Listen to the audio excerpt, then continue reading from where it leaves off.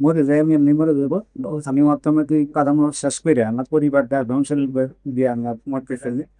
আর বাকি তো থাকবে এবং ওটুকু চিকিৎসক থাকে নেবো তা না জানে আর এমন 4 মাস পরে আমরা রিপোর্ট করছি, চিকিৎসার পরে আল্লাহ আমাকে সম্পূর্ণ রিপোর্ট ভালো আসছে। আসসালামু আলাইকুম রহমতুল্লাহ বরকাত। সম্মানিত দেশবাসী, আমি ক্যান্সার স্পেশালিস্ট ডাক্তার ইসেম সারোয়ার। ক্যান্সার হলে আনসার নেই, সেই কথার কোনো ভিত্তি নেই। ক্যান্সার সম্পূর্ণভাবে সুস্থ হয়। এমনই একজন ক্যান্সার রোগী যিনি সুস্থ হয়েছেন। আমাদের 4 মাস আগে চিকিৎসা করার আগের রিপোর্টে ওনার ক্যান্সার পাওয়া যায়। আগের রিপোর্টে ক্যান্সার ধরা পড়ে। এমন 4 মাস পরে আমরা রিপোর্ট করছি, চিকিৎসার পরে আল্লাহ আমাকে সম্পূর্ণ রিপোর্ট ভালো আসছে।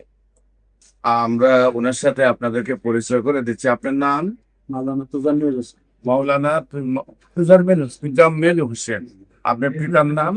মোহাম্মদ আসগর আলী মান্দার। মোহাম্মদ আসগর আলী মন্ডল। মন্ডল। আপনাদের গ্রামের বাড়ি?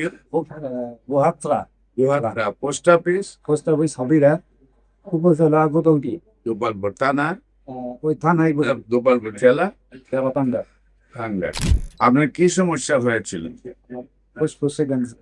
ফুসফুসে ক্যান্সার কিভাবে ধরা পড়ে? কোথায় আপনার প্রথম চিকিৎসা করে? প্রথম চিকিৎসা করি আমি ইবনে সিনা মেডিকেল কলেজ হাসপাতালে ডক্টর আব্দুল কাইয়ুম। ইবনে সিনাতে চিকিৎসা করেন প্রফেসর আব্দুল কাইয়ুম সাহেব। আমার মাধ্যমে ধরা ধরে জানার টিমার হয়েছে। উনি পরে সরাসরি সার্জারি ডাক্তারের কাছে পাঠায়। উনি বলেন যে আমি ফেল, তোমার চিকিৎসা নিয়ে দিতে পারবো। উনি বলছেন যে আমার দ্বারা চিকিৎসা নাই, আমি ফেল, আপনাকে সার্জারি ডাক্তার কাছে দিতে হবে। তারপর সার্জারি ডাক্তার কাছে পাঠালেন। বক্ষবিধি সরকারি হাসপাতাল 2022 27 অক্টোবরে আমার 21 ফেলা হয়েছে অপারেশন করে। অপারেশনের স্পট গুলো আছে, অপারেশন দাগ গুলো আছে।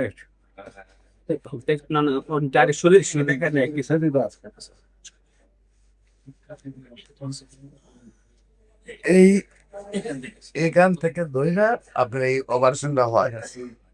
অপারেশন করার পরে দীর্ঘ আমার ওই বিভিন্ন টেস্টের পরে আবারও জীবাণু দেখে আসবো 1 কেজি। আমি প্যাক্সিডি মহাখালী ক্যান্সার হসপিটালে অপারেশন করবেন এবং দীর্ঘ 7 মাস চিকিৎসা করে ধরা পড়ে ক্যান্সার আছে। ক্যান্সার আছে 1 কেজি আছে। পরে হাসপাতালে ডাক্তার ডিভিশন প্রধান সরওয়ার আলম সাহেব 6টা কেমো দেখেন। 6টা কেমো দেওয়ার পরে আমি প্রায় মৃত্যু প্রায়। তারপরে আবার 30টা রেডিওথেরাপি। তারপরে সে আমাকে সার্জারির জন্য আপনি এখন মুক্ত। ডাক্তারি ফলোআপে থাকবেন। মানুষ নামের বাড়ি মানুষ ডাক্তারের সম্মানের মধ্যে।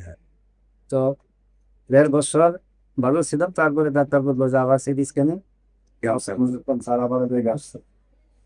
তারপরে প্রথম নম্বর হলো যে 7 মাস অপারেশন করছেন, মহাকালে চিকিৎসা ছিলেন, তারপরে সেখান থেকে দেখা যায় ক্যান্সার যায় না, 1 পয়েন্ট রয়ে গেছে।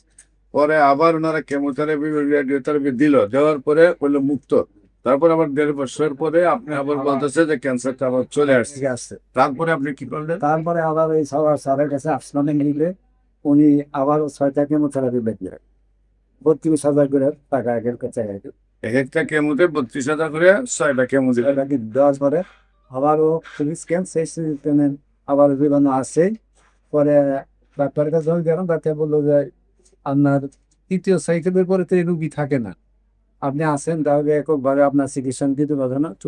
টিউমার বোর্ডে আপনার ফাইল যাবে, পরে দুইটা বিস্তার করার সিদ্ধান্ত নিল। চিকিৎসা করার সিদ্ধান্ত দিল আমি এভেন্সি টেস্ট গলার একটা প্রেস।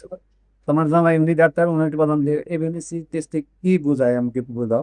উনি বললেন যে এভেন্সি টেস্ট ওনারা নির্ণয় করছে যে গলার মাঝামাঝি কালে একটা স্পট, ওটা জন্মগতভাবে ওটা দাগ নাকি ক্যান্সারের সেরবোগুলো দিকে ব্যাক করছে, এটা নির্ণয় করার জন্য এভেন্সি টেস্ট দিচ্ছে। পরে আমি বললাম কত টাকা লাগবো, 15 বছর শুনতে পারো কথা এখন আমি আর বেশ চিকিৎসা করে। ভিডিওটা দেখেন, তারা দোয়া করবেন ওনাকে যেন আল্লাহ টোটাল জীবন যতদিন রাখেন ক্যান্সার মুক্ত রাখেন। এবং আমাদের সাথে যোগাযোগের জন্য যে কোনো সময় স্ক্রিনে দেওয়া নম্বরে যোগাযোগ করতে পারবেন। সবাইকে ধন্যবাদ। আসসালামু আলাইকুম রহমতুল্লাহ।